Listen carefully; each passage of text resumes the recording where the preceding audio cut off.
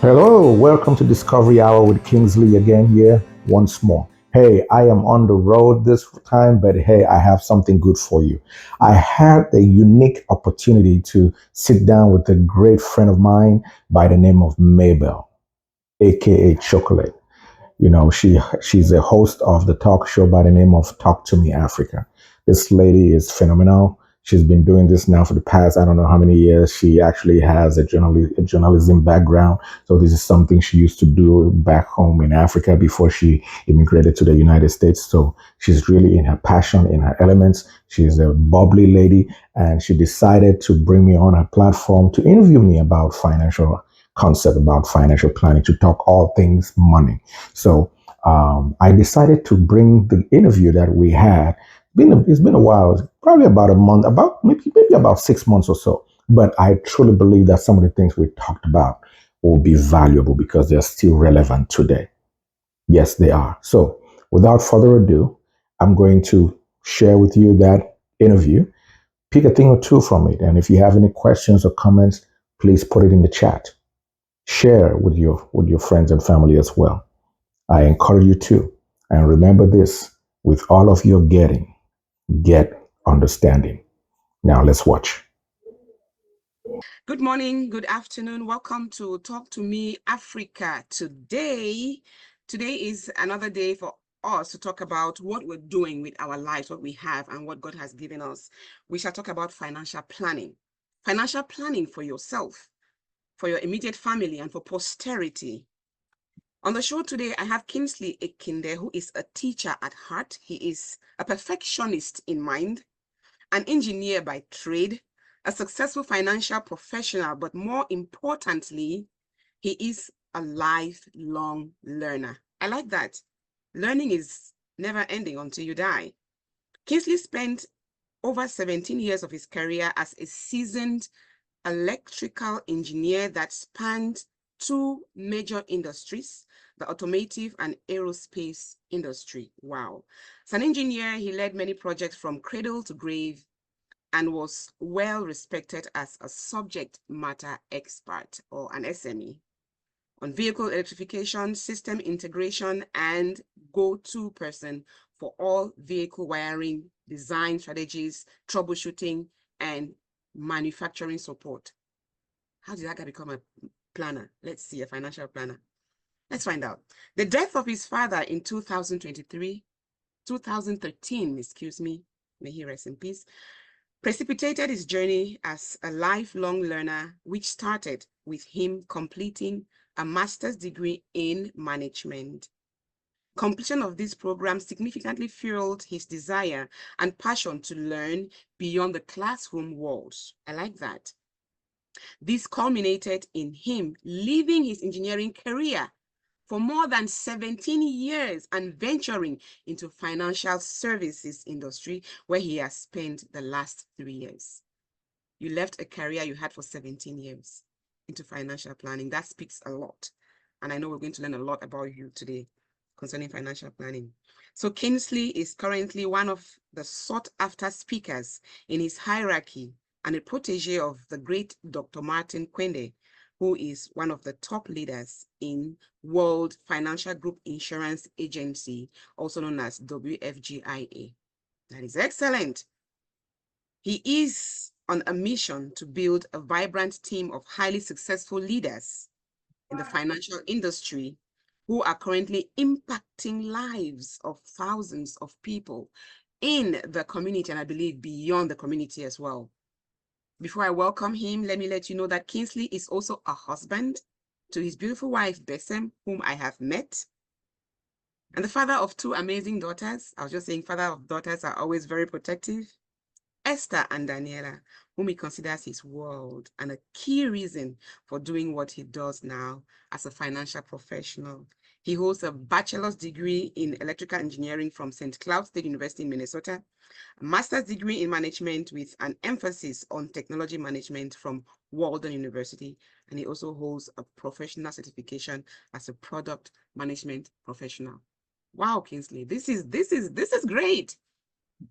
I mean, I'm first of all stunned by the fact that you left a career that had 7 years of experience from, and you venture into financial planning. There's something good there. It's like getting into a gold mine, and you're like, I'm going to leave this.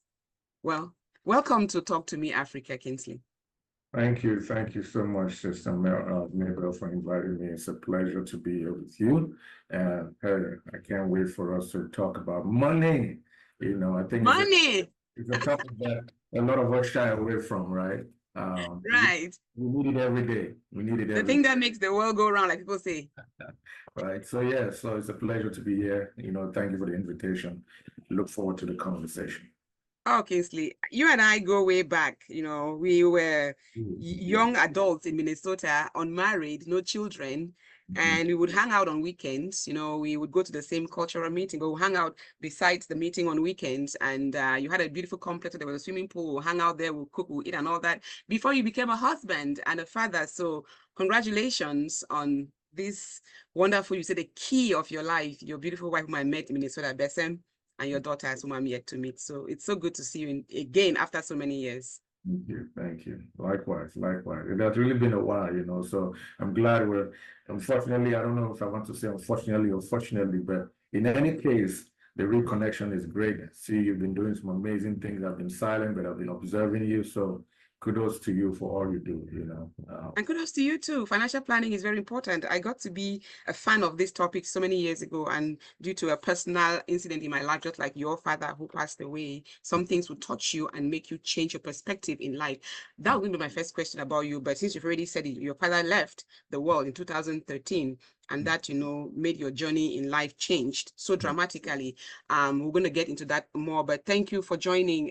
George says he's watching from Virginia. Thank you so much, George. And Summit Leadership Development, I'm watching from Maryland District. Please feel free to put your comments, ask questions. We have an expert here in financial planning. This is free lesson. Free classes. Do not hesitate to ask your questions. Like you said, money, money, money. We all have money. We all deal with money. If you have $1 or $1 million, you want to know how to manage your money. So to kick things off, Kingsley, as a financial planner, a financial planning expert, what should we say is financial planning? How do you define financial planning? Yeah, that's a great question, and it's a very good place to start, right? Because financial planning is really a comprehensive process. It's not cherry picking. It's a comprehensive process It's not cherry picking. I like that. You don't just grab stuff from the tree, any other. Okay. the comprehensive process of managing an individual or a household's financial affairs to achieve what? Specific life goals, right? That's what financial planning really is, right? So it's not just trying to know, right? And it has to be comprehensive. right. It has to be intentional, I should say, and it has to be geared towards helping you mold your financial fabric, so you know what's happening with your money and where. Right. You have a life goal. So it will always involve three major aspects: evaluating your current financial situation, setting your financial goals, and then creating strategies to achieve those goals. But here's how I like to put it, and I want to help people because I like using analogies because the best way to help people get it better. I want you to think of a GPS. About 20 years ago, we used to buy a separate device. Put in your car, yeah, a little thing, yeah, I agree. Today, we all use it on our phones. But I want you to think about what the GPS does. Okay. Maybe right now you are in Boston and I'm in Georgia. If you were to come to me, which let's just assume that you've never visited me, you don't know where I live. And I had to drive. And you have to drive. What would be your requirements that you need from me in order to make sure you can get to my destination? Your address. You need my address. Great. Now, what would the GPS need from you in order to chart a course? It will need your address, the destination. What else? My location. Very good. The GPS requires two important details: where I am and where I'm going. Your current location and your final destination. Without those two information, there is nothing the GPS, as powerful as it is, there's nothing it can do for you. It cannot give you a course of action or a course of direction to get to that destination. You need those two pertinent information: current location, final destination. So is financial planning. If you cannot evaluate your current financial state of affairs, and you don't even have financial goals, then there is no way you can ever achieve anything. Just like they say, if you're running in the wrong direction, speed is not your friend. So financial planning is like financial GPS. You need to understand your current location, where you are financially. Then let's talk about your financial goals and dreams, those life goals that you want to achieve. Only then can someone like me help you now to chart a course, coming with the strategies that you need to put in place to help you achieve that goal. That makes it so easy. Financial planning is like your financial GPS. Know where you are and know where you're going. Having a strategy that can map that route for you. So do I have to have strategy, or do I come to you to help me design that strategy? What designs the strategy or informs the strategy we need is your goals and your current, right? So I have to tell you what I want. Yeah, if I don't know those two things, I can't make any recommendations in terms of what you need, what you have to have, all of that. Then once you know those two things, now it's easy to start putting some pieces in place. That's great. And I think you've answered my second question, which was, what does financial planning consist of? You know, your current position and where you're going to, and your goals have to be defined as well. But now, who can benefit from financial planning? Do we all need it? In fact, let me ask this question. Who doesn't use money? That's a rhetorical question. I'm not going to answer. It's very rhetorical. So it is so rhetorical. Yeah, who doesn't use money? Yeah. If you're using money, then you need some form of financial planning.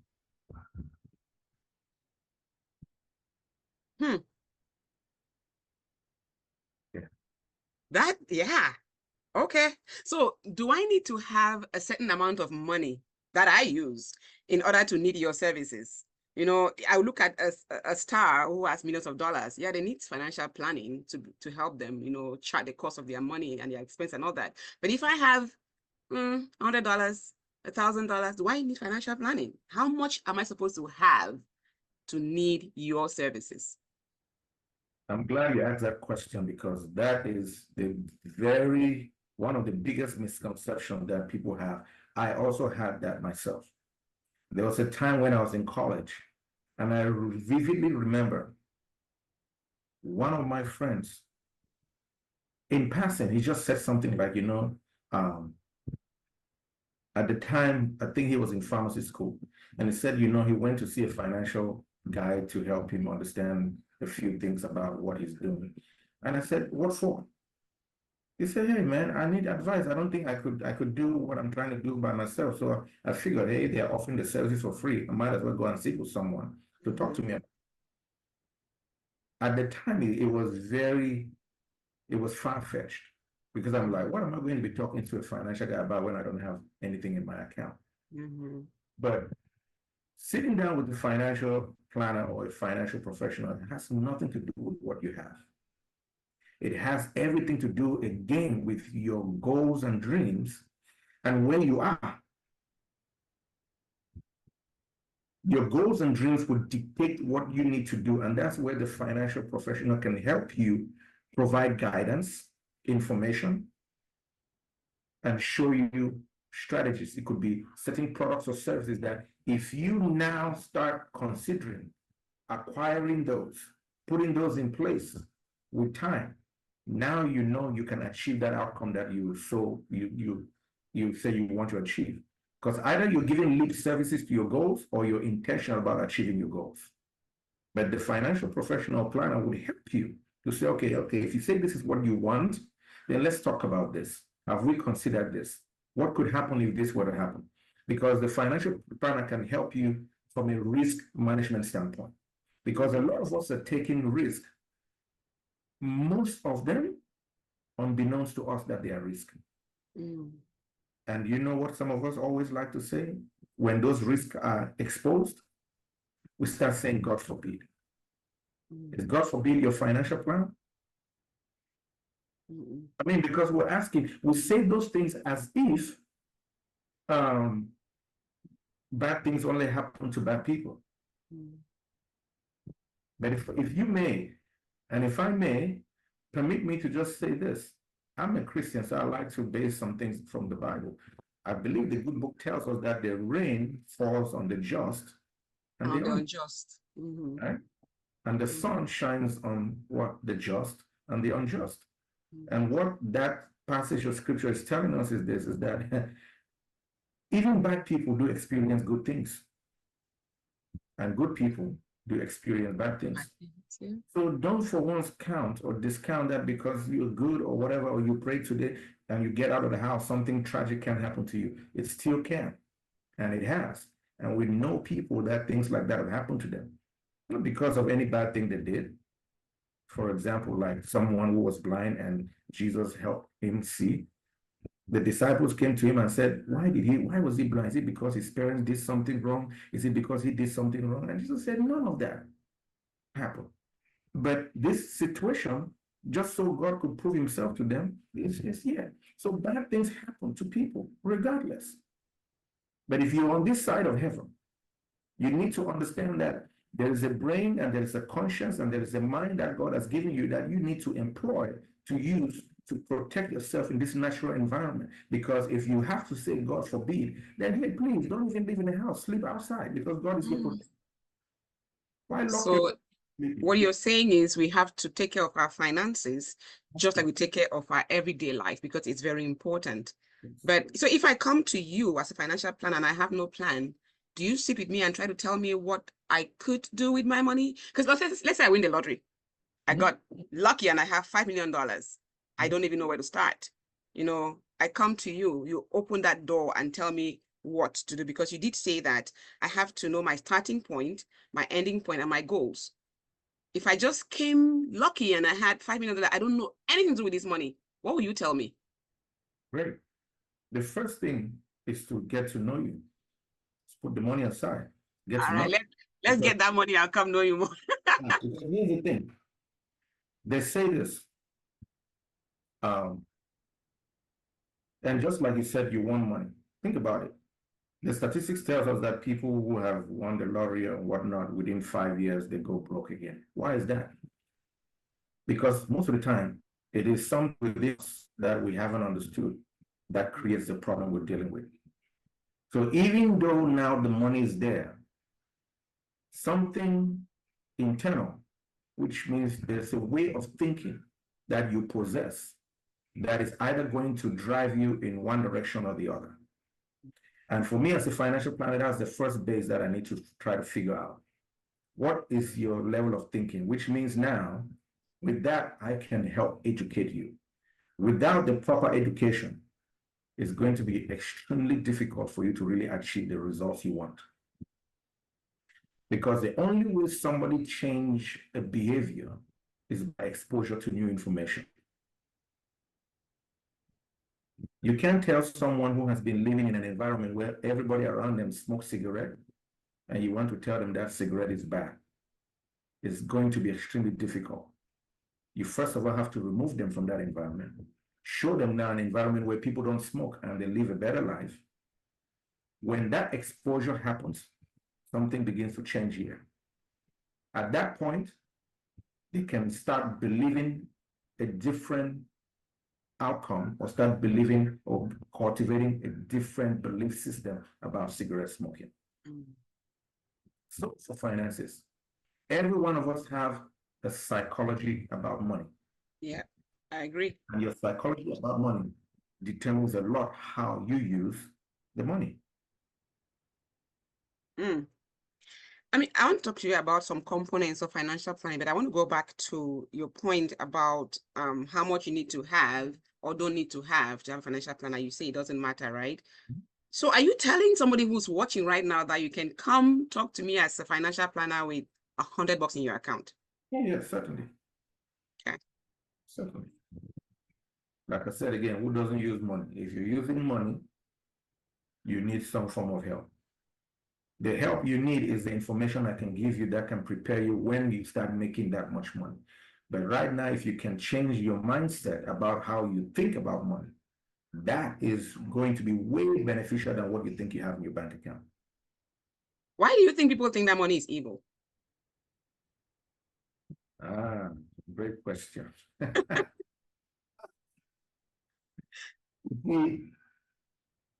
Here's the thing about money. Money has no identity in itself. Mm. Money simply assumes the identity of its holder. Mm. So when evil people have money, they do evil things. And money is a great amplifier. So money will amplify who you are. So if you're a generous person and you have access to money, you be way more generous. But if you're a dumb person, you do more dumb things. Mm. If you're a stingy person, don't think when you have more money, that's when you become generous. It's not going to happen. Because again, it starts from within. And that psychology that you have is what has to change. If that doesn't change, doesn't matter how much you have. Because money, and that's why when we talk about wealth, wealth is not money. Mm. Money is just part of wealth. Talk more about that, please. I'll give you 6 things that really comprises to make what you can say someone is wealthy. Mm-hmm. And that's what we believe in. That's, I would say, the tenets of my business.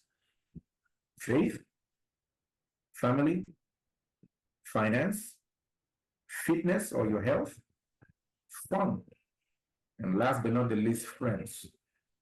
If you're balanced in these 6 areas, you're wealthy. Now, some of us, we may be wealthy in one of these components, and money may not be the one that we're wealthy yet in. But here's the problem, or here's the issue with money. As much as money is one of these 6 components, in my opinion, it is the most fundamental one. Money is like your thumb, okay? Mm-hmm. Your thumb is the only finger that can touch your other fingers. That's right. So money affects every area of your life. Mm. The lack thereof makes you not to even have certain things to do in your faith. The lack thereof affects certain things in your family. The lack thereof affects certain aspects of your health, because sometimes some of us don't even want to go to the hospital because we're concerned about medical bills. The lack thereof makes you not to have the kind of fun you want. And the lack thereof sometimes creates issues with friendships. So if we can start fixing the money problem, then all the other areas of life really begins to fall in place.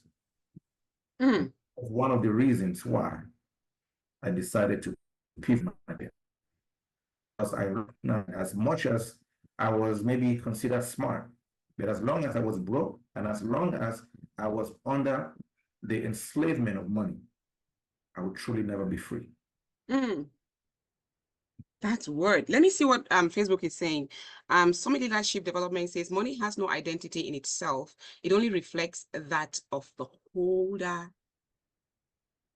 That's a nugget, he said. That's a nugget. Yeah, I'll repeat it. Money has no identity in itself. It only reflects that of the holder. Nugget. I like that. And Leah, thank you so much, Leah. She says, yes, money is an amplifier.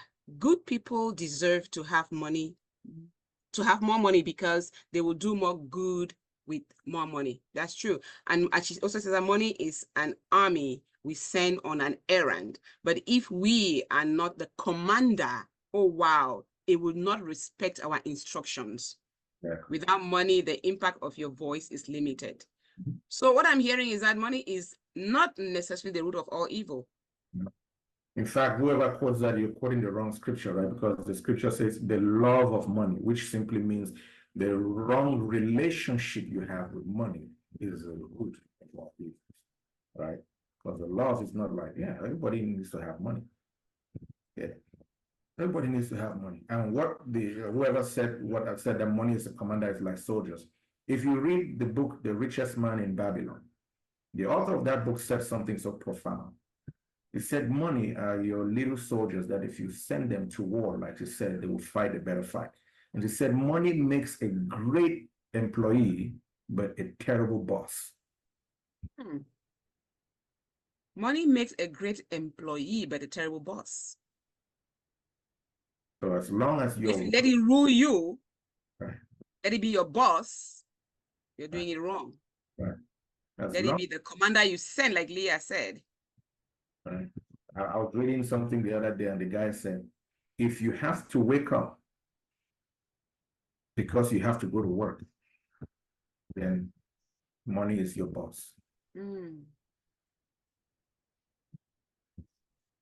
So for a lot of us, money is our boss. Mm-hmm. It's simple to know that money is your boss. Because if you go to the grocery store and you see that organic food and you see the regular one and you say, no, this organic one is expensive, money is your boss. Right? Money is your boss, Money is telling you what to do. telling you what to do.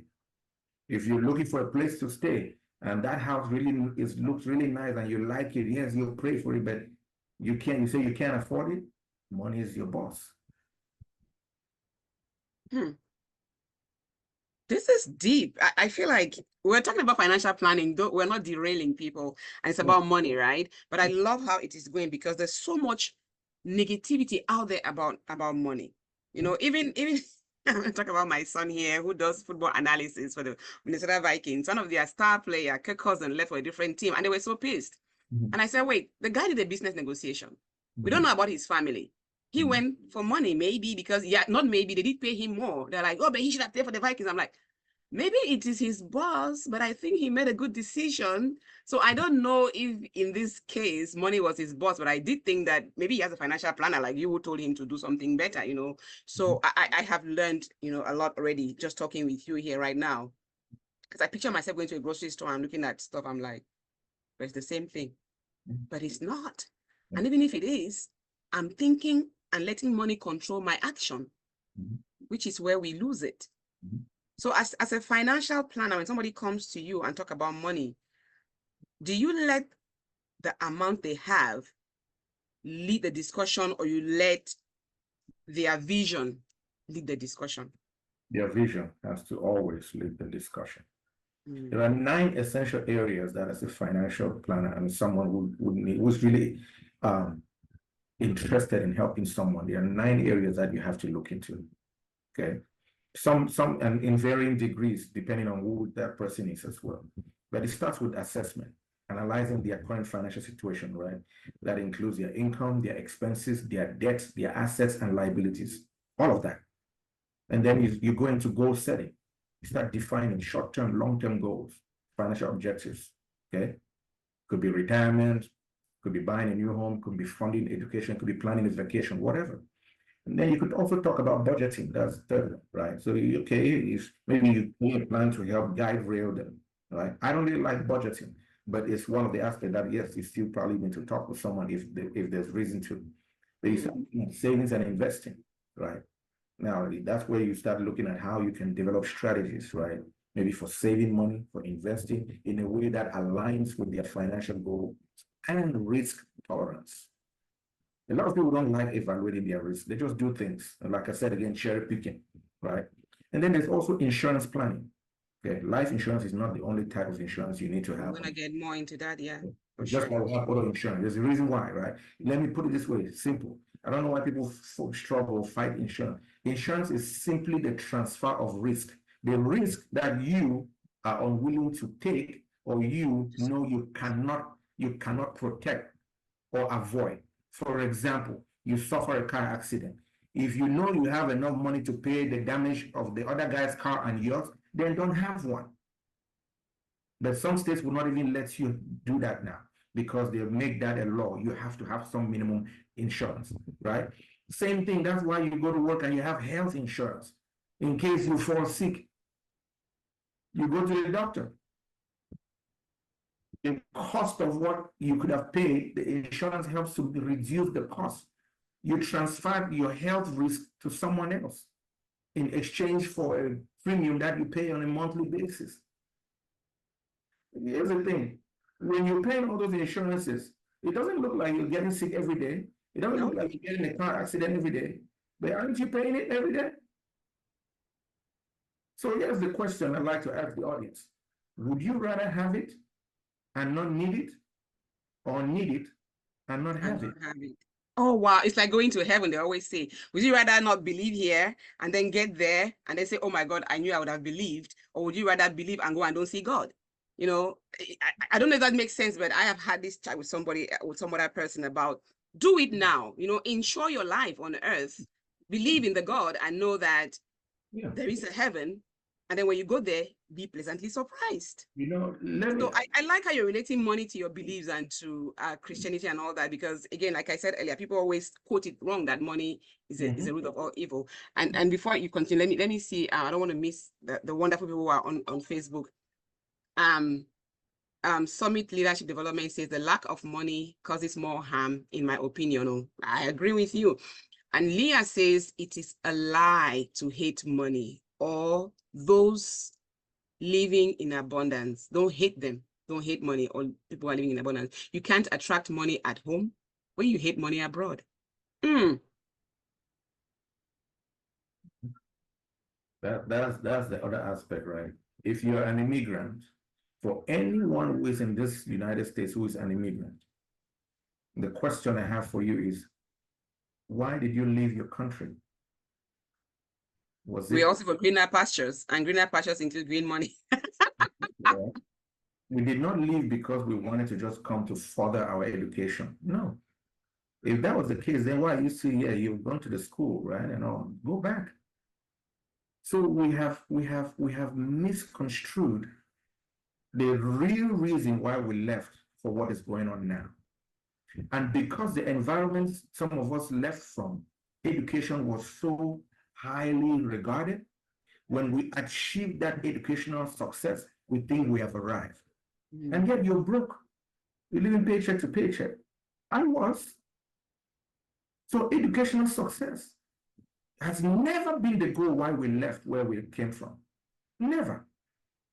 But we are so quick to judge a strategy or a move that you could make that could truly bring you to financial independence simply because it doesn't seem to align with your educational status, with your academic achievement. And so we stay broke. And that's why the first base to help anyone is enlightenment. I have to inform you, I have to give you some basic education. The challenge, again, I find with a lot of us immigrants is this. Like an old wise man once told me, he said, Kingsley, the mind is like a parachute. It will only work when it is open. And a lot of us, we reject information. We don't even want to listen. And at that point, not even God can help you. You can go pray 24/7, but if you have that closed mind where you cannot even sit to listen to information, nothing is going to happen, no matter how much you pray. The problem is we keep equating or we keep substituting other things we need to do with prayer, and we think it's going to work. It's never going to work. Never. I love the Bible, and I'm someone who takes time to examine things. I like to question things because here's the issue. I find most people, they don't like asking questions. That's why whatever your pastor says, you accept it as truth. There's a reason for asking questions. And on this side of heaven, there are two fundamental reasons why a question is asked. Every time you ask a question, either you are seeking information or you are stimulating thought. When God asks you and I a question, he's not seeking information. He knows it all already. He wants to stimulate your thought. He wants to get you to think. So most of us will think manual level is the toughest level. I'll tell you this. Thinking will make you sweat than working out in the gym. A lot of us will never exercise our brain that much to feel that exhausted. The closest we have come to is when we went to school, and some of us from Africa, when we're studying for GCE. That's the closest. And because of that, some of us have given up on reading because we said, I've gone to school for too long. My own book don't correct. Yes. So now you have let your schooling got in the way of your education. That's why you say in your bio that you are a lifelong learner, because it never ends. You have to keep the mind stimulated, and so is your financial planning and your information about money. Wow. Okay. Leah says if you make $10 today from something you created yesterday, you are on the right track for tomorrow's abundance. That's really correct. And some leadership development says we came to America for the American dream, though we found the American nightmare first. Yeah. So money is really important. You just have to have the right lens to look at money, and it is not evil at all. Because if you don't mind remind our audience of the six components that you need in your life, that the thumb is the primordial. So faith, family, finance, fitness or your health, fun, and friends. I call it the 6 F's. If you have this and you're balanced, you're wealthy.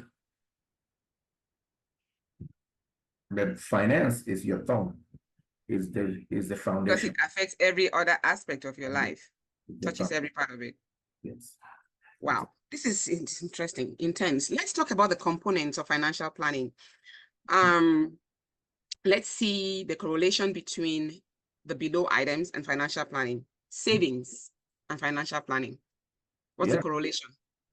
So like I was listing these 9 components, basic components that financial planning entails, right? I mentioned assessment, evaluating, goal setting, budgeting, saving and investing. Is that next one? Insurance planning, tax planning, retirement planning, estate planning, and debt management, and emergency funds. So there are 10 actually. When you talked about saving and financial planning, here's an interesting thing. Because somebody might say, I'm saving, so I'm planning. I just need to put a portion of money from my paycheck into my savings and I'm okay.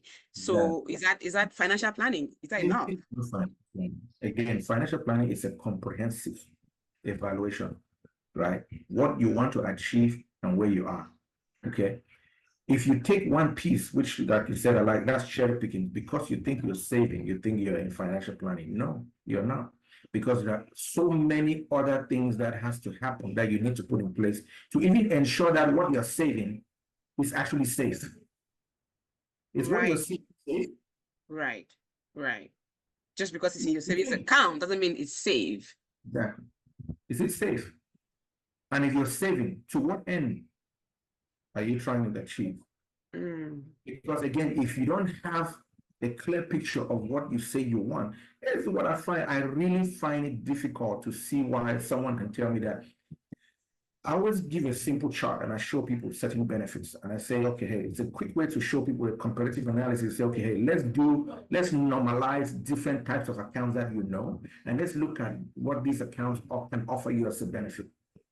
And when I show the benefits section, I say, okay, these are the things that most people are always looking for. Fundamentally, there could be more benefits, but these 10 or so captures the entire essence of what anyone is probably going to be looking for. Number one, hey, you know what? No risk of loss. If that benefit appeals to you, hang on to that. Easy access. Do you want to get your money back when you need to? You may say yes. Okay, great. Protection. Do you want to lose money, or when the market goes up, your money goes up, it comes out, your money comes out? No. Protection, right? Insurance. Is your money insured? That's something that people don't recognize. The only reason why your money is somewhat safe in the bank is because of the FDIC, which stands for Federal Deposit Insurance Corporation. An insurance company is insuring your money. Making sure your money is safe in the bank, not the bank. Certain amount, right? Wow. Certain amount. So, but then you're making money, you have insurance on your phone, your tablet, your laptop, your TV, your appliances, but your money is not insured. Because it's in the bank. I think it's safe. Yeah, you think it's safe, but you have money in other places, right? Right. It has to be a comprehensive. Because now when you say these things matter to you, that means, because here's the thing with the decision. When you make a decision, all other options must cease to exist. Mm. You can't tell me that you don't like losing money, but at the same time you want to keep using a plan or a financial tool that is losing you money. Then you're Mm. serious about not losing money. We do need people like you in our lives, I tell you. Silo, thanks for joining. Jesus, I'm watching and learning. Thanks for the knowledge, my friends. Yes, I am also learning. One thing I love about hosting Talk to Me Africa is I learn a lot. I think I get the most free knowledge from everybody who comes on the show. So I'm really, really grateful. Now, Yeah. what about tax and financial planning? For somebody who thinks that, tax, I just pay tax, I don't even look at it. Like, let me give you an example. When I moved from Minnesota to California, and I looked at my paycheck, I go, wait, am I in a different country? Mhm. Why are they taking so much money from my paycheck? Yeah. So how do we plan knowing that there's something called tax? What's the correlation? All right, wonderful. So to help you and the audience, I'm going to teach you 3 money rules. Mhm. If you catch the insights from these 3 money rules, Mhm. you may never need my help again. Okay. Are you getting yourself out of business here? I hope we catch it. It's it's simple, but they are all very profound. And I'll get to taxes, but let me start with the first one. The first one is what most people call compound interest. Mm. In the financial realm, they have a slogan for it. They call it the rule of 72. Because Albert Einstein was able to come up with a formula to approximate how long it could take for your money to double, Mhm. the element of compounding. You do know that they say if they give you a penny and that penny doubles every day for 30 days, that amount of money will be about $1 million, 5 million, 5 point something million. That's compounding. Okay. But let me help people understand the rule of 72 and the power of it. I'll show you the good side and the bad side. It's affecting us either way. And that's why Einstein said the man who understands it will enjoy it, and the man who doesn't will pay for it. And I'll show you how we can enjoy it and how some of us are paying for it. Mm. So 72 is a simple way to evaluate how long in years it would take for your money to double. So if you have your money sitting in a financial tool, and let's just say it's that savings account, and they say they are offering you 1% interest, which we know there's no account like that, perhaps that exists, right? But let's just say 1%. 72 divided by 1 is what? I don't know math. 72 divided by 1 is 72. Mm. What that means is Who's it's not joking? I need to keep telling your story. Yeah. I didn't know that by one is the same number. yeah. So 72, so it's 72 years. So it's not about the amount of money you have in the account, Wow. it's that interest rate. So that means even if you had just $1 in that savings account, it would take 72 years for that $1 to become $2. So imagine now that they are offering us 0.01%. Okay, it means it will take 7,200 years for that $1 to become $2. Okay, so that's why you want to look for accounts that can give you higher rates of return, that can almost be stable. So that way, you time it takes for your money to double is a lot shorter.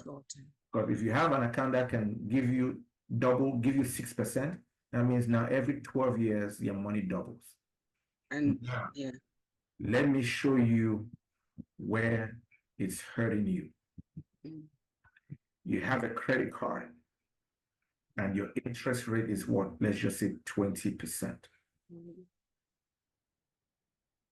Or let me even go up to 30%. Okay. So now 72 divided by 30 is what? Is 2.4. What that means is every 2.5 years, that credit card balance is doubling. You keep making that minimum payments, every 2.5 years, your balance is doubling. That's why some of us have been stuck paying off credit card, and it seems like it's never ending, because that high interest rate means they are making a lot more money within a Wow. the rule. But now that compounding is working for that credit card company, not you. Not for you. I'll show you how that same rule again. Inflation.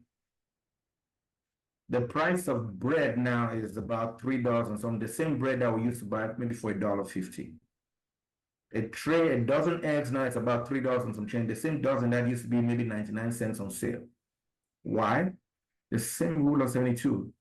The inflation is what? Let's just say 3%, right? 72 divided by 3 is about 18. So every 18 to 19 years, the cost of everything doubles. I remember a lady had told me that when she came to America, gas was like 98 cents a gallon. Yes. So I want you to think about that seriously, because if you have your money somewhere, if that resource or that account or that investment is not even generating some return that is on par with inflation, you are losing money. Big time. Okay. Big time. So that's rule number one. If you understand these three rules, your money problems will be solved, but it takes the mindset to think about it and figure out how you can start putting it together. That's where I help. But that's one. The second rule is how money grows. Now, guess what? That first rule affects accumulation.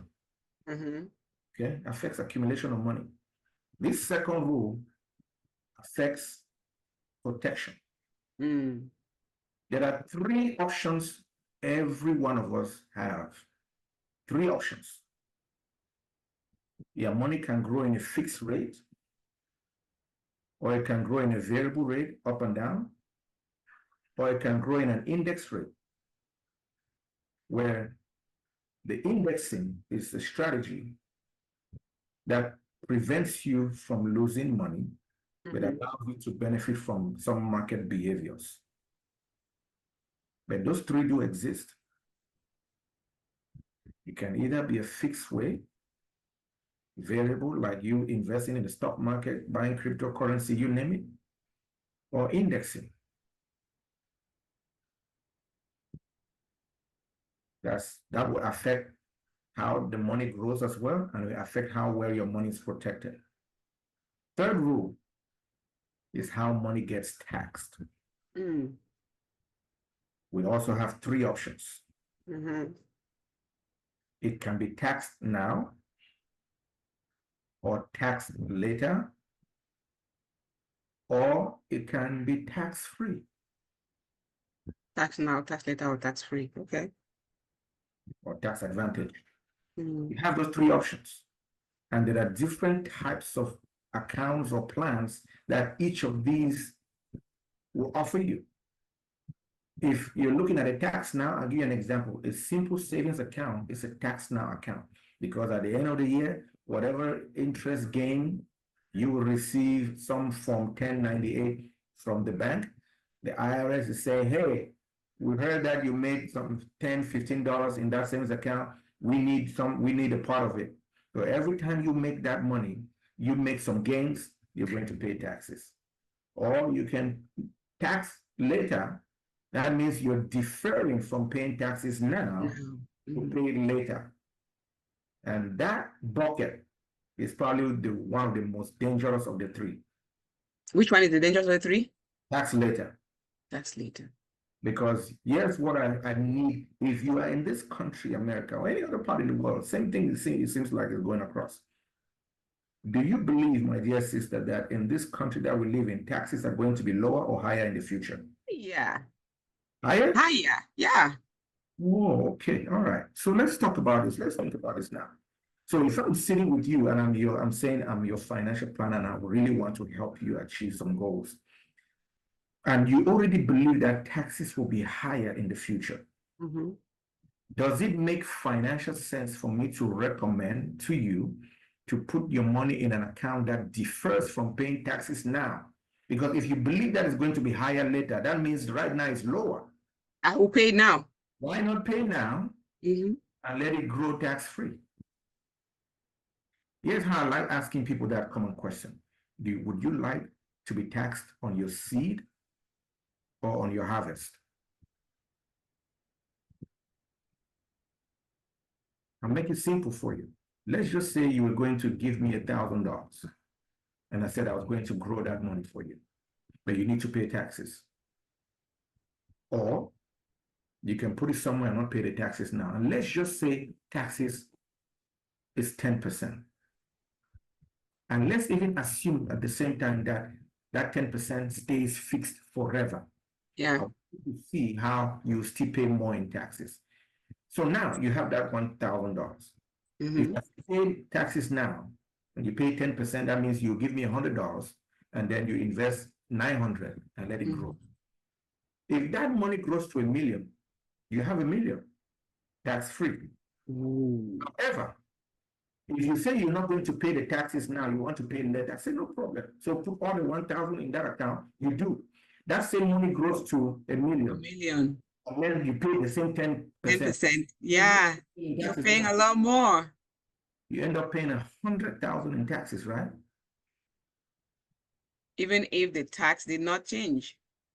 Even if the taxes not change, you will still end up paying more in taxes. If you understand these 3 rules, you will know why I'm passionate about what I do, such that by the time I recommend to you that don't do this, do that, you may be on the safe side to take my advice. That's right. I think Leah got it. She said tax now, tax later, or tax free. Whoa, this is interesting. We always, I mean, many people do think that I was in that same boat. What you want to me of financial planning? I know a lot already. My money is this, I put some here and I'm good. But tax and financial planning is really important to understand. I got it. Wow. And so we think that putting money into a savings account is okay for my retirement, or in my 401k is okay for my retirement. Is there a correlation between retirement and financial planning? That's the big That's yeah. You see, here's the thing that people don't know. I'm not going to throw something out here again. Retirement. What is retirement? Let me ask you.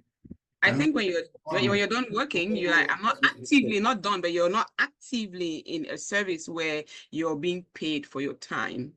You retire because I don't go to work. I don't, you're not actively giving your time for money, but you do some work, but that's not what you're actively doing. That's retirement. So if you're done doing that, then you retire. Wonderful. So I'm hoping that the audience will answer that question too, but here's what I'll say. For me, retirement, and really, let me not just say for me, retirement is really financial independence. Retirement is doing what you want to do, not what you have to do. Retirement is financial independence, meaning it has nothing to do with age. Nothing to do with age. To do with years of service. Years of service. Years of labor.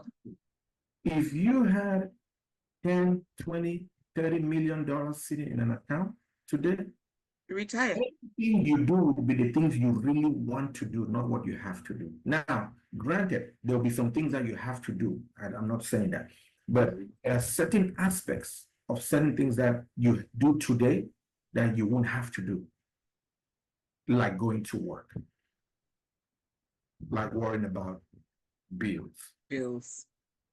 So many things. You could be wherever you want to be and not have to worry about those things. That's the truest essence of retirement. The reason why they put an age to it and why we keep thinking it's an age is because at the time you're starting, you probably don't have anything. So, okay, you really have to put a financial goal in place to say, okay, you know what? At this age, I want to retire. And then you actively work towards that goal.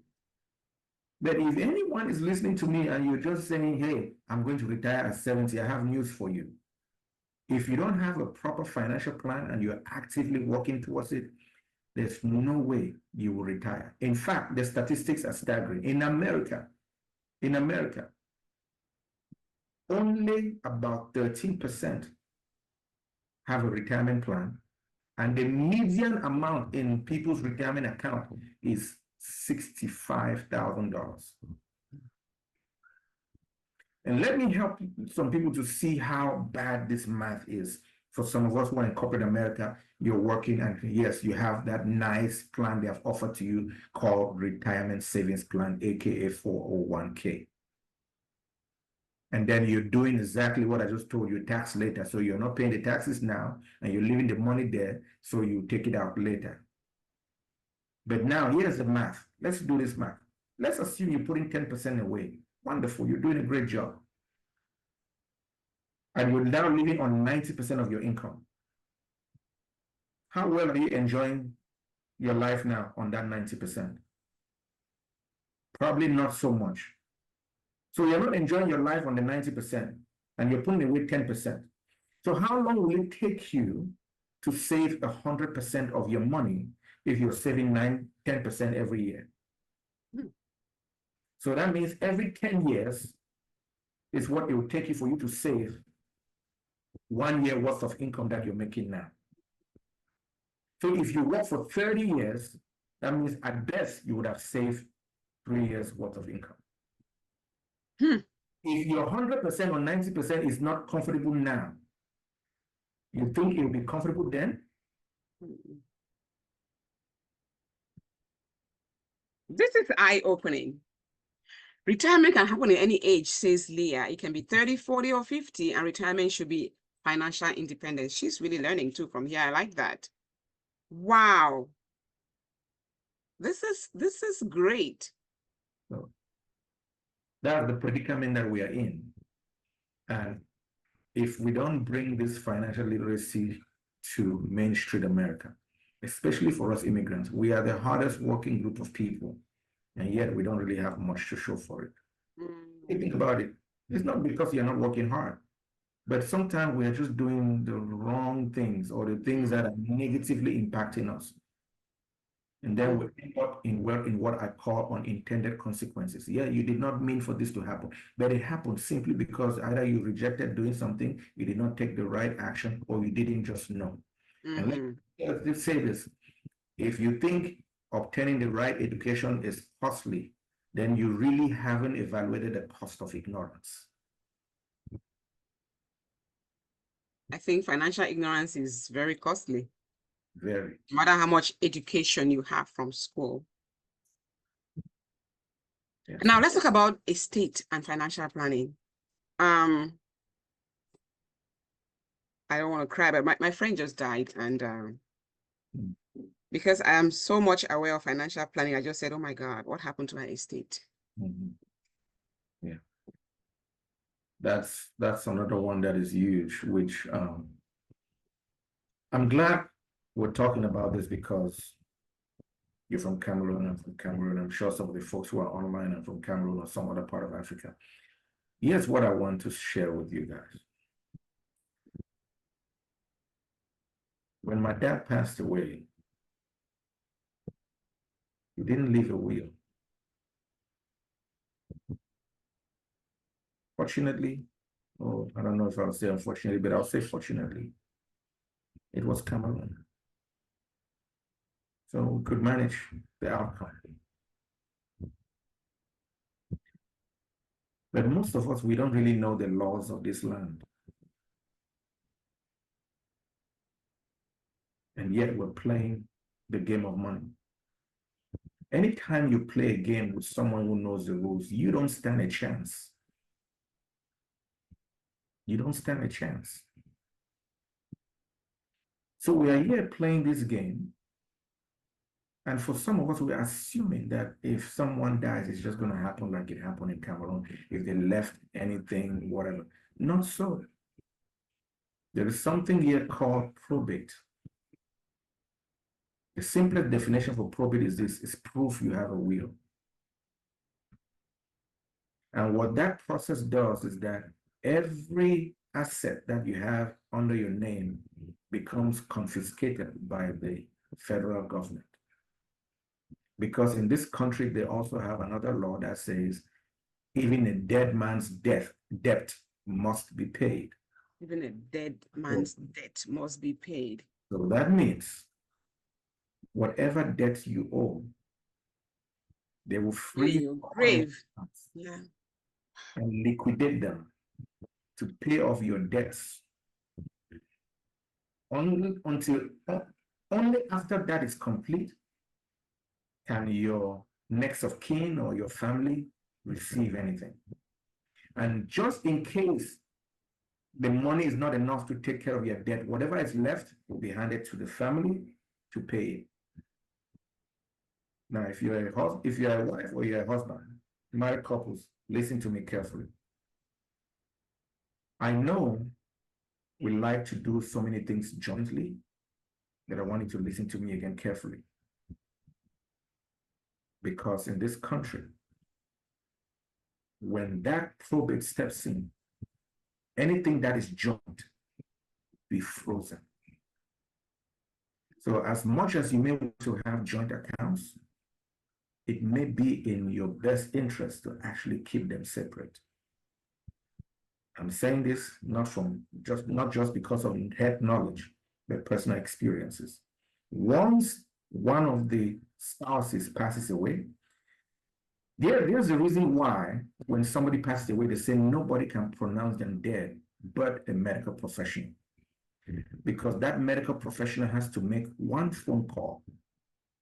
When that phone call is made, within 24 hours, every account tied to that person's name is frozen. One of my friends' dad passed away. And because they knew this, they quickly rushed their mom to go to as many banks as they possibly could to withdraw money from their dad's account. Because the next day, they were frozen. And you have to go to the court to request access to get some of the money out. And not only to request, you have to prove to the court that what you are making is not enough to sustain you in the meantime while the probate process is going. You're from Minnesota. The artist Prince, when did he die? 3 years ago. 2016. It was last year in September that the probate process was finally completed. Wow. 7 to close to 8 years, all his assets were frozen. And to make matters worse, siblings were fighting each other. And as long as that kept going on, that means the administrator whom the court had appointed had to make sure they could resolve all the discrepancies or disputes. If that doesn't get resolved, nothing is released. Our Wakanda brother, Chadwick Boseman, passed away. He did not have a will. He did not. And he was married. And he was married. He had about $3.8 million in his estate. Do you know how much the state of California took from that? The state of California took 1.5 million. And then the remaining 2.1 something was split between his wife and his extended family. So when I talk about unintended consequences, I really want men to listen to me a little bit. If you are married, you are called husband because it means house band. You are responsible for protecting the house. In fact, the word father means God of the house.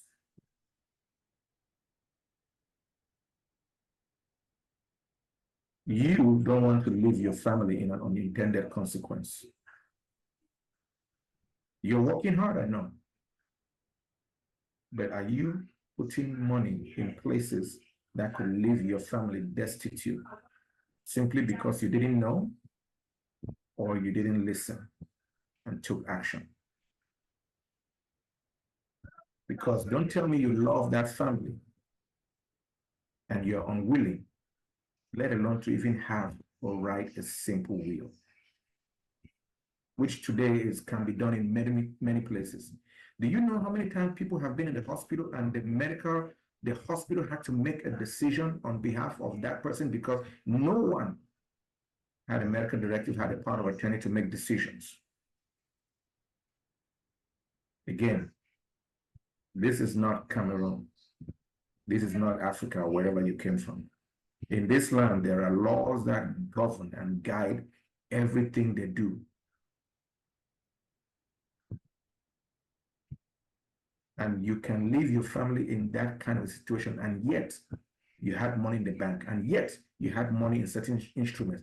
How would it make you feel that now you're gone? Yeah, maybe you're in heaven and you're looking down and observing the pain your family is going through. So not only are they mourning you because you've gone, but now they are in significant financial distress because you left. Mm. Wow. That was a lecture. That was a lecture for a minute. Leah says, I'm a single mom, and that crosses my mind a lot. I think what she's talking about is when we're talking about not leaving a will or going to probate court. Now, if there's a will, let's say somebody is married or you have a family and you left a will, does that avoid probate court? Does having a will in place avoid probate court? It doesn't. It doesn't avoid probate court. Because like I said again, the word probate simply means prove your will. So it will still go through probate court, but at least it would mitigate the impact of the process. So the advice here is for everyone watching, tell your friends, tell your loved ones, get a will in place. At least At least get a will in place. And That's people it. always talk that if you don't have a joint account, a joint this with your spouse, Mhm. then it's not a marriage. But now Yeah. we're seeing that in the eyes of not the eyes of the law, but there's some benefit in having separate accounts, in having things separately. Mhm. You know, that is a piece of information that is worth paying money for. And I hope if you're watching or listening, you should know that financial planning is not just you putting $10 in the savings account every paycheck. It's listening to all of this. It goes beyond savings. It goes beyond knowing that I have an emergency fund. Let's talk about emergency fund for a second. I had talked to somebody on the show who said something revealing, even though I knew about it, but again, it was like boom when he said it. That most of us African immigrants in America, we do not have emergency funds, but we are the emergency funds for our people back home. Mhm. Oh, yeah. Talk about emergency fund for a minute, and as it relates to financial planning. Yeah.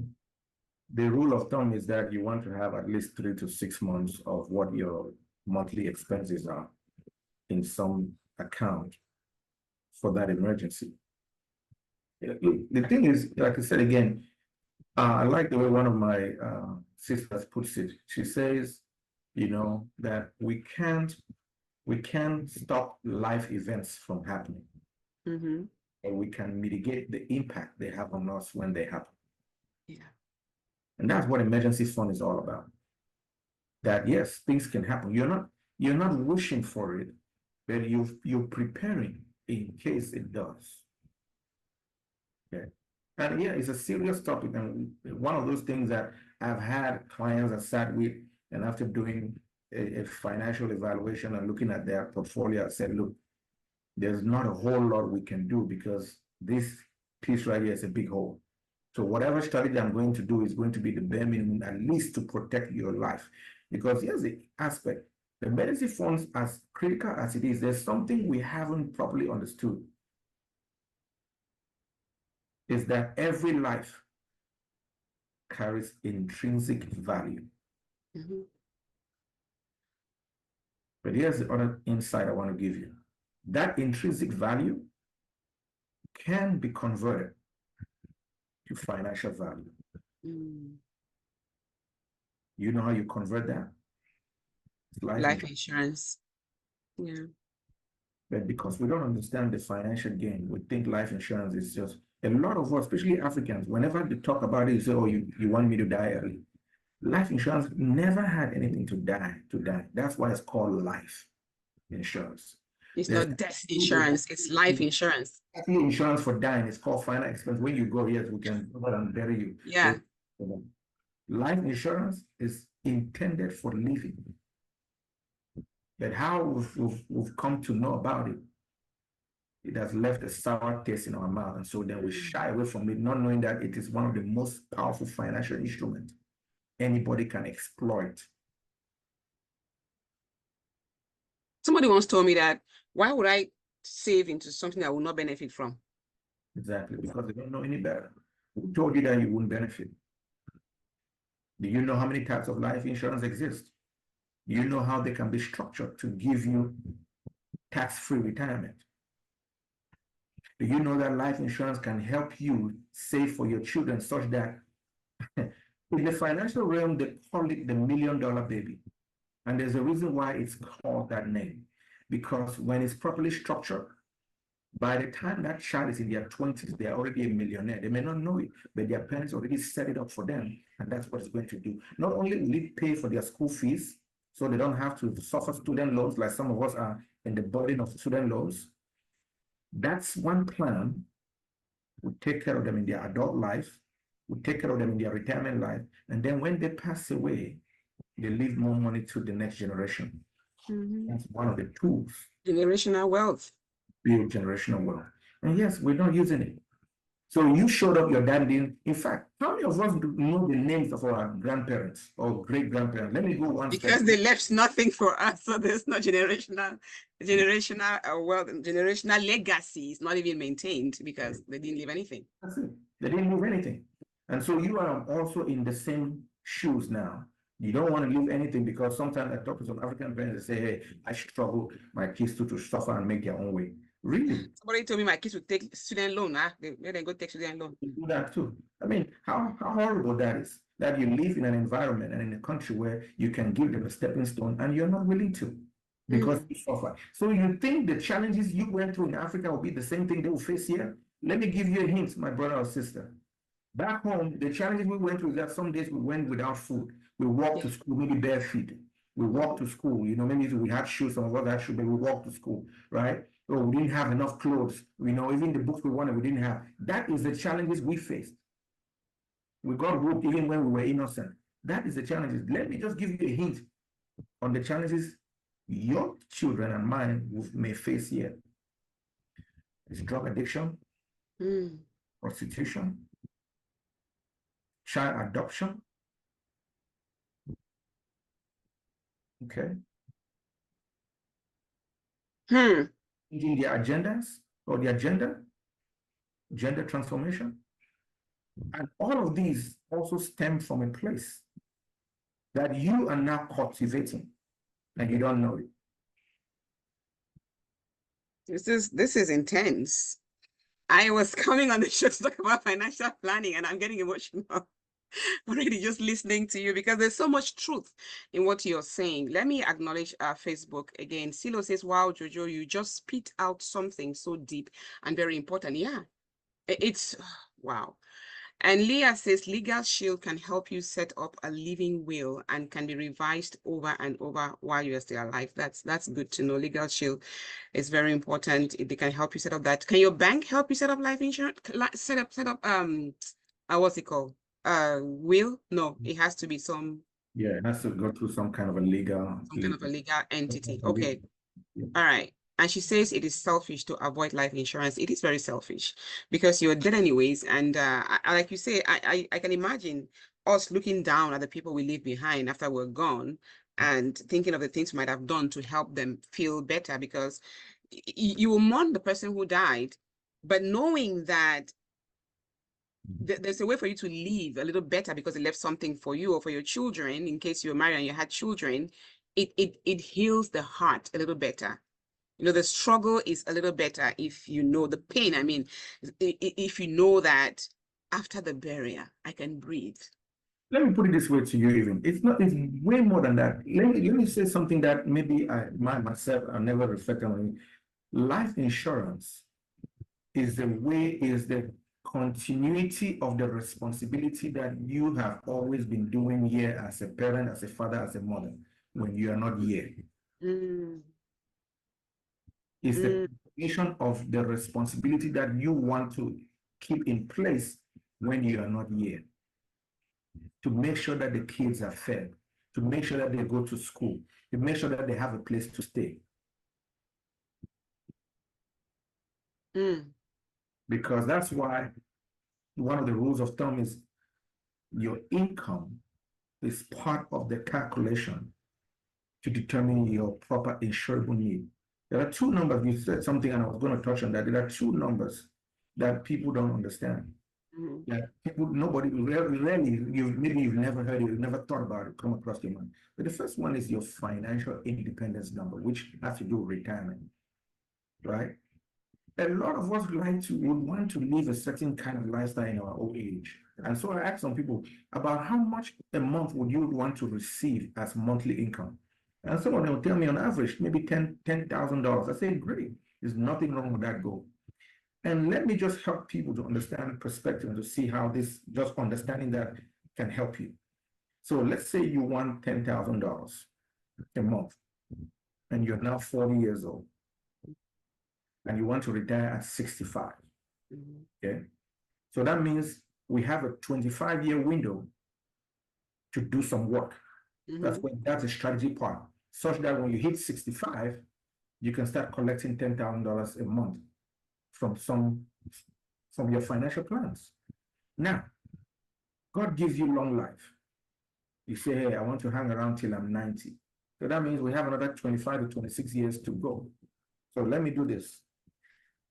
So 10,000 a month, that's 120,000 a year, right? 120,000 a year times, let's just say 25. That means you need about $3 million by the time you reach 25. By the time you reach 65, I'm sorry. 65, yeah. Okay. That $3 million, that's your financial independence number. That is to say, if you get there and you have that money, you're good, because that's the goal you wanted. So now, my plan, or where I come in to say, okay, now that we know this is your goal, let's reverse engineer that goal to see what we need to start doing for this 25-year window that we have. That we have, yeah. 55, you got your $3 million. So is there a time? Is that not a time? Is there a time to start financial planning? Like you just said, okay, let's say I'm 45 and I think I want to retire at the age of 65. Is it late for a person who is 45 to start that type of financial planning and say, my goal is to retire at 65 and make this amount of money? Or in another form, let me rephrase, when is the best time to start financial planning with the aim of retiring at a healthy age, say like 65? Very good. Let me say something, because when we do financial planning and I generate a report that I send to my clients, there is a page there that talks about, answers that question. I want to read it for you. It says at the age of 25, and it gives the excuses people give at different age groups. At age 25, we hear things like, oh, we're just getting started. We'll save more when we are making more income. At 25. At age 40, yeah, the excuse is, oh, we've got a house, we've got house payments, car payments, and the kids, we just don't have anything left to save. At 50, oh, as soon as the kids are out of school, we'll be able to start saving for retirement. Now, at 60, oh, our expenses are so high, and the amount we need to save is just more than we can afford. Wow. There's an excuse at every decade. Is the best time to start planning for your retirement. Now. No matter your age, I think now is the time. Wow. It's now. Yeah. And I love the fact that you said in the beginning that you don't have to have a specific amount of money to need a financial planner services. The person who wants to live the life of $10,000 a month is different from someone who'll be okay with $1,000 a month. So you come to you and you help them plan and achieve their goals of what they really want to attain at that time. Now, you've talked a lot about estate and financial planning. So if somebody passes away with a beneficiary, for example, right, they still have to say, hey, the dead has to pay their debt. So you hold on first, even though you're a beneficiary, we have to take care of the debt of the dead first. Is So, that different from a person who does not have a beneficiary upon their passing? yes, and it depends on the type of account that Mm, residing into. Um, you know, there are certain accounts that having a beneficiary is optional. mm, Some of us don't know that we can put beneficiaries in our bank accounts. If you didn't know that, please go on Monday. Make sure you can put a beneficiary there. It helps. It will not solve all the problems, but it would help, mm-hmm. including your 401ks. It would help if you make sure you specify. And when you specify, here's the other thing I need to tell you, make sure you keep them up to date. Okay. You don't want to You put keep what up? You keep the account or the person up to date. the person's name up to date. You don't want to Okay. somebody's name and then let's say you're married and you divorce and you forgot to change it because if you die, which happened recently, okay, a gentleman I know had put the girlfriend's name as the beneficiary. When he died, the money went to the girlfriend and not a franc went to the family. Okay, that's the law. Regardless, once that name is there by law, only that person can receive those funds. So it's just as much as it is important to have a beneficiary, it is also just as important to make sure you keep that information up to date with who you really want to receive the funds if something were to happen to you. Yeah. And that's the beautiful thing about it. Now, when I say it depends on the type of account, it's because it's this. If that account, whatever you put in there was taxable or whatever, there are ways the IRS or the government would treat that money. Some will go to them tax-free. For example, life insurance is always going to be tax-free, and it's also income tax-free, which means that money will not count as income to the beneficiary. You leave money in a plan like a 401k, chances are the government will first of all take the taxes because you were contributing pre-taxes, okay? And then when whoever received that money, it will count as income. So you get taxed twice for dying. Oh, oh my God. Let me acknowledge Facebook. This is so educative. Benedict A. Dolo says, wow, thanks for the financial planning lecture. I am following from Monrovia, Liberia. Oh, thank you so much. And Summit Leadership Development says, life insurance is a way to maintain the value you represent to your loved ones, even after you're gone, right? And that value is determined by you because it depends on how much you want to put on your life while you are alive. Yeah. And oh, wow. Yeah, he agrees that it's right now that you have to do it. Leah says, create a vault to track all your investments and savings and your beneficiary information as well as your trustees. So what happens if somebody is married and getting a divorce and they have that joint account?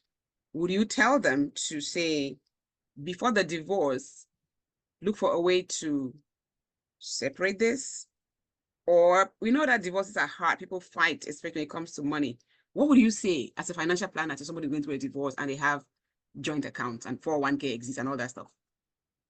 Yeah, it's a difficult one for sure. A situation like that really comes down to both parties, how willing they are to solve Mm, their differences in an amicable way. Because once it's going past that point where it gets into the hands of the court, yeah. then there's not much they can start talking about. This kind of going to no, the court now will decide who gets what, right? So the best advice I can give anyone you're going through that, if you can avoid going to the court, by all means, do so.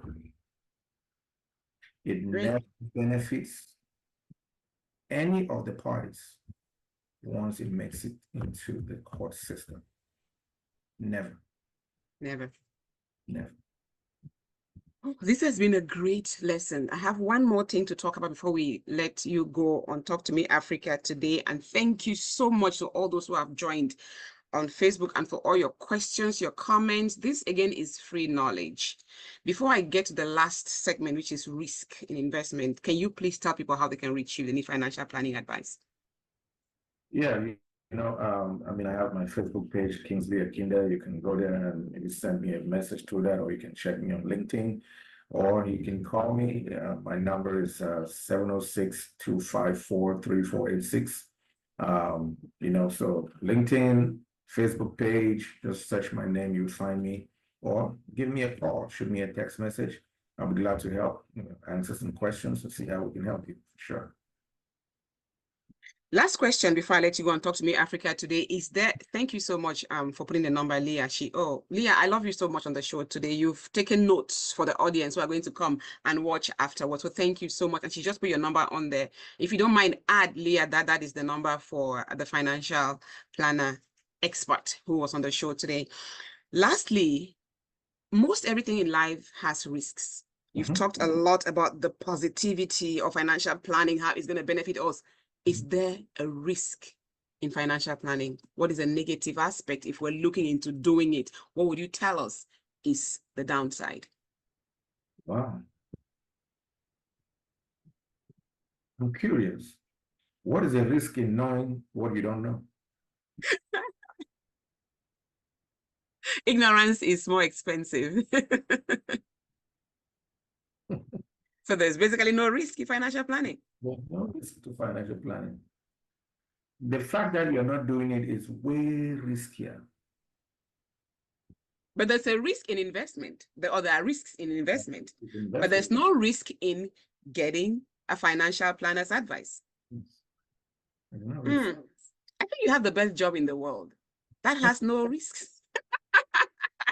Because you go to the doctor, you know you're going to get medication or surgery, or you're like, okay, there are risks involved. We're going to open you up. You take this medication, there are side effects, but I want to get well. But I come to you as a financial planner, there are no risks. You have the best job in the world. Yeah. If you want to look at it from another angle, it could be that the risk is maybe you discovering something that could really be painful. Because the truth is, the truth doesn't always feel good. The truth can hurt. And I think that's why a lot of time, a lot of people avoid talking about money, because their truth about money is painful.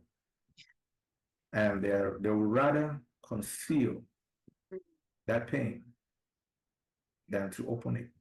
Why do you think it is? Because I think are people ashamed to say, okay, this is my bank account and there's only $200 in it. Teach me, help me.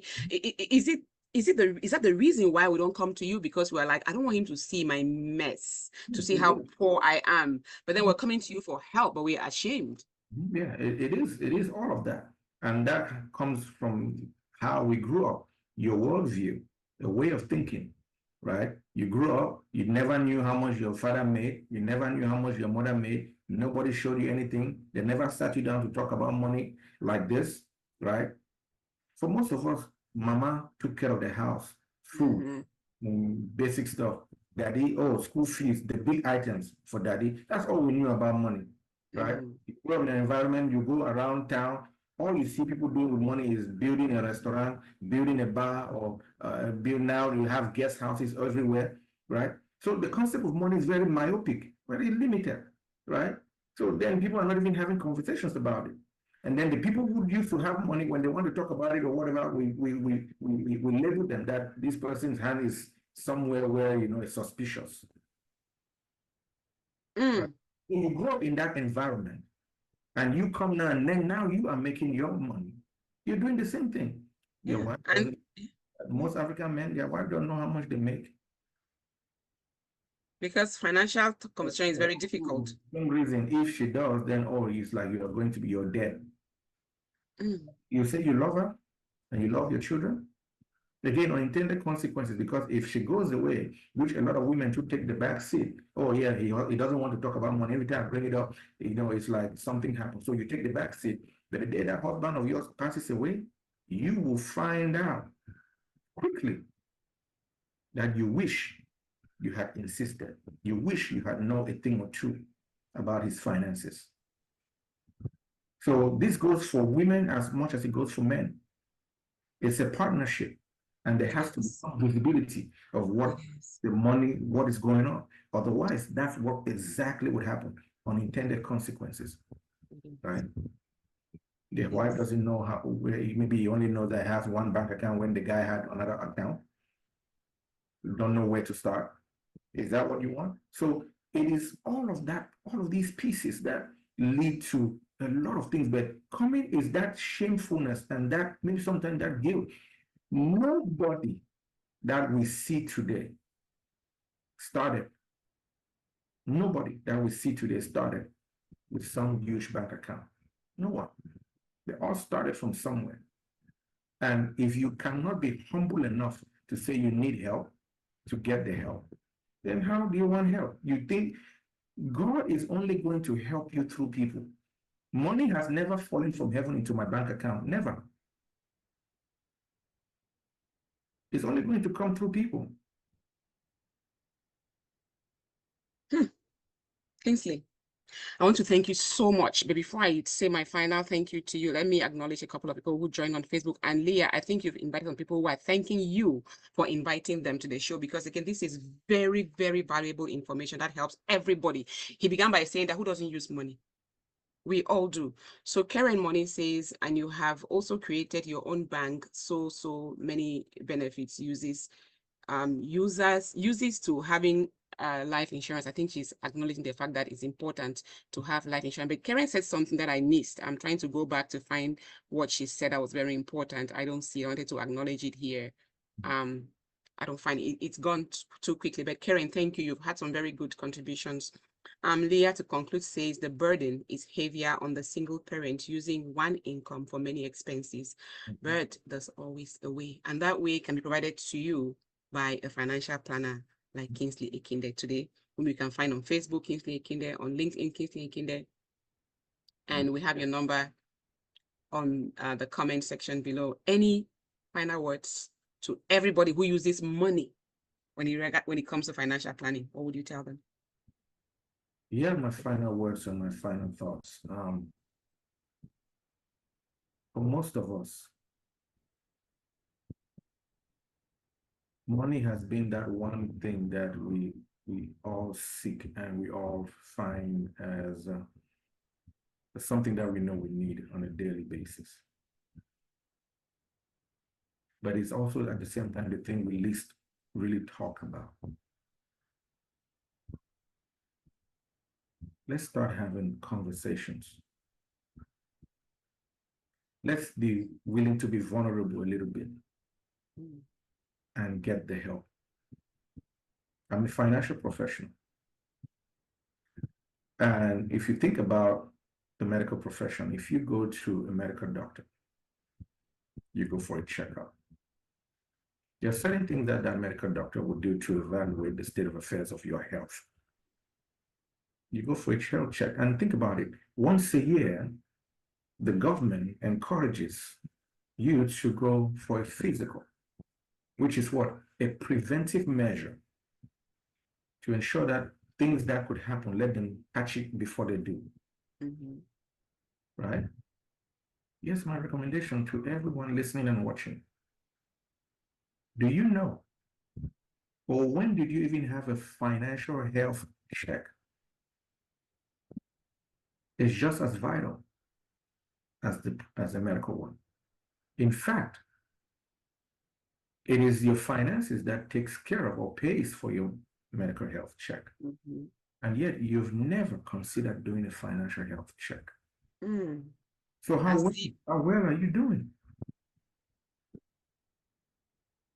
How well are you doing financially when you've never done a health check?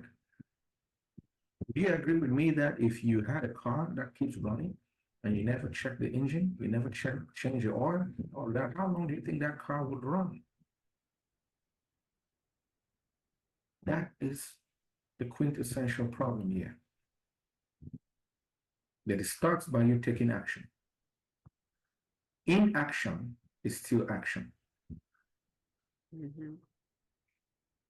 And they say if nothing changes, nothing changes. But that's my last word to the audience. The least you can do is schedule time to see what you can do. And the least you can do is make sure that when you plan your annual health check, also plan a financial health check with an expert like Kingsley Ekinde. Thank you so much. Thank you. I say I'm blessed to host Talk to Me Africa because I benefit a lot. The information I get, I learn. This platform is meant to teach, to educate, to inform. And I always say, if I entertain you, that's a plus. With people like you, we can all help to make our lives better, make our future better, make our children's lives better. You mentioned a lot of the struggles that our children would face that are different from our own. Mm-hmm. That to me was an eye-opener, even though I knew what those struggles are. But there's something about humans. We seem to put ourselves away from things. You know, oh, somebody died at 25. Oh, wow. It's like somebody died. It can never be me. Yeah. Oh, that spouse died. Oh, somebody's spouse died. And my own spouse. So we don't prepare for things that will happen, which are going to happen. Mm-hmm.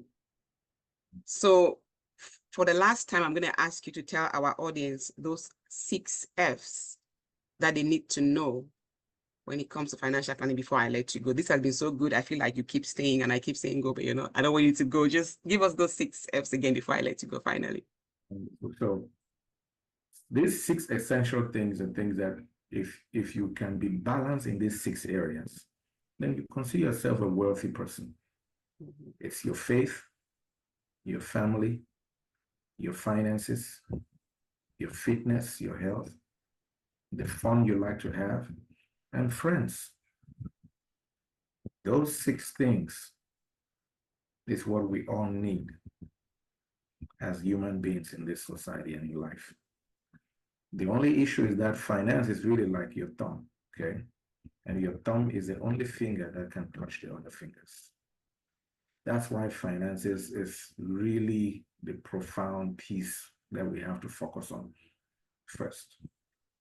If we can get it right, then every other area really begins to fit in place. So don't run away from your money problems. Find a way to fix them, to solve them. And people like us are here to help. And so I think just like all other people on the show, from today, when I look at my thumb, I think about finance. Thank you. Karen says we should have such conversations again. Eugene, thank you for joining. He says a great conversation for our community. Thank you, Mabel and Kingsley. And All Mercy, thank you for joining. She says, yes, those 6 things help us a lot, even with mental wellness. I agree. Kingsley, the audience want you back. Maybe we'll do it again another time. This is a great and unending conversation. Thank you so much for accepting to come to Talk to Me Africa to teach us about finances. You have a blessed weekend, and thank you. It's a pleasure. Yeah. Keep doing what you're doing. Thank you. Yeah. Bye for now.